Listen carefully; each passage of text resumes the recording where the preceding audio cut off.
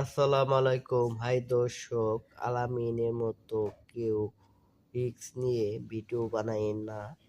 জীবনের দাম অনেক, ভাইরাল হওয়ার চেয়ে জীবনের দাম অনেক মূল্য। তাই ভাইরাল না হয়ে আপনারা জীবনের দিকে প্রথমে খেয়াল রাখতে হবে। আপনারা এমন এমন ভিডিও বানায়েন না যাতে ভাইরাল হওয়ার জন্য জীবনের মূল্য দিতে হয়। আর আলামিনরে দেখে এবার আরো ভাইরাল হওয়ার জন্য বিপথগামী ভিডিও করছে। তাই আমাদের উচিত আলামিন বা যারা ভাইরাল হওয়ার মতো বিপথগামী ভিডিও করছেন তাদের না হওয়া।